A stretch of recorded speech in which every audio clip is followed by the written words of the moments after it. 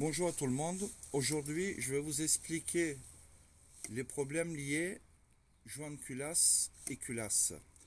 Beaucoup de transporteurs, au bout de 18 mois, 2 ans ou 3 ans après, ils pètent le joint de culasse. Soit ça entraîne montée de température, soit explosion de durite. Donc il y a une surpression dans le bloc moteur, dans le circuit de refroidissement.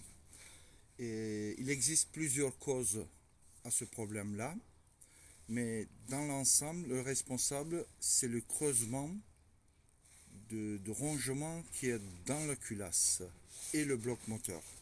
Je vais vous expliquer pourquoi. Vous voyez, là j'ai une culasse. Regardez, les endroits, recule un peu, on voit mieux. Recule, voilà. On voit le creusement. Vous voyez, là aussi. Alors, ça c'est une culasse qui est morte. Pareil, une autre culasse que j'ai sortie. Vous voyez ici le trace de creusement. Il doit y avoir un autre endroit. Là aussi. Là aussi. Voilà. Alors, ces détails sont très importants. Et très peu de mécaniciens et très peu de rectifieurs, ils le savent. Et même s'ils le savent, ils disent rien. Ils remontent le joint de culasse neuf et qui vous expédie rapidement. Alors, je vais vous expliquer pourquoi. Dès qu'il y a un creusement ici, la surface de culasse n'est pas plat. Donc, on pose le joint de culasse neuf. L'eau, en passant, il creuse le joint de culasse ici. Vous voyez, là. Il finit par creuser. Plus il creuse, plus continuer, et il arrive au niveau d'étanchéité de cylindre, et ça entraîne le montée en pression ou des températures. D'accord? J'espère que c'est assez clair. Vous voyez, là, je fais rectifier une culasse. Ici aussi, il y avait un début de creusement. Vous voyez le trace là? D'accord? Là aussi. Pour éviter ça, je vais trouver une astuce. S'il n'y en a pas beaucoup de creusement, j'utilise le Dremel avec des embouts en acier. J'arrondis ces trous-là. Donc, je fais supprimer le rongement qui est là. L'endroit qui est attaqué, rongé. D'accord? À condition qu'il y en a un, deux ou trois. Si c'est comme sur cette culasse, recule, voilà. Si c'est comme sur cette culasse, il y a 1, 2, 3, 4, 5, 6 endroits différents, la culasse, pour moi, elle est morte. Inutile de continuer dessus. Voilà. Sachez que culasse de transporteur, en général, non rectifiable, ce qu'ils disent Volkswagen. Mais on le fait rectifier régulièrement, une fois, à la rigueur, une deuxième fois. Mais au-delà, rectification, c'est complètement inutile. Ok? Alors, il se passe la même chose sur un bloc moteur. Pareil, vous voyez, regardez le trace. Là, c'est rongé. Là aussi. Là aussi.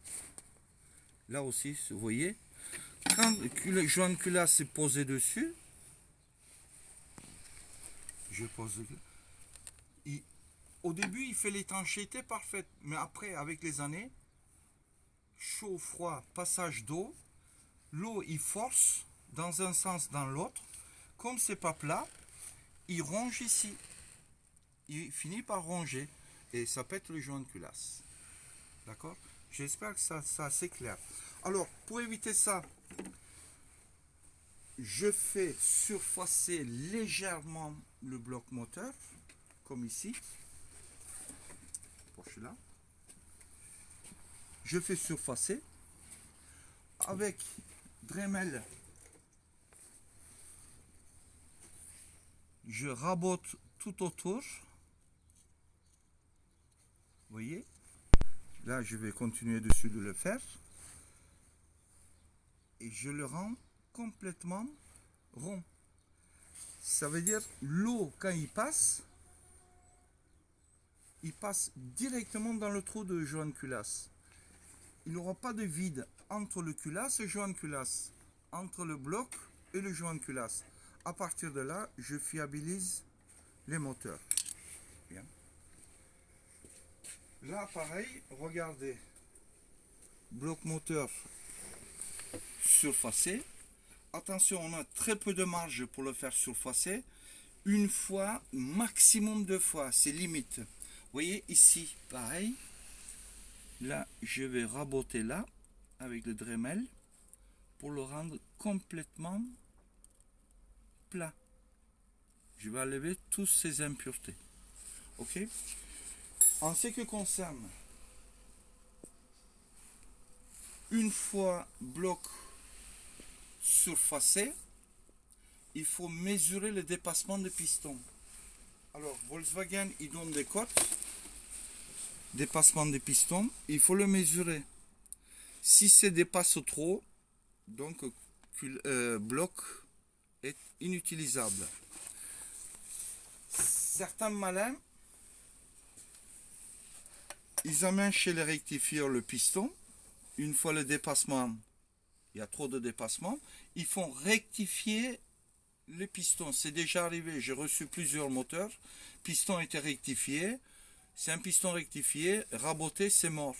Parce que dessus, il y a une anodisation. L'usine de fabricant de pistons, il renforce la surface de piston.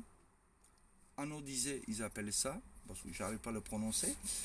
Et ça empêche l'usure prématurée du piston, parce que là, ça chauffe. D'accord? D'autre part, quand je refais un moteur, je mets les segmentations neuves. Je ne nettoie jamais cette surface, ni avec une brosse, ni avec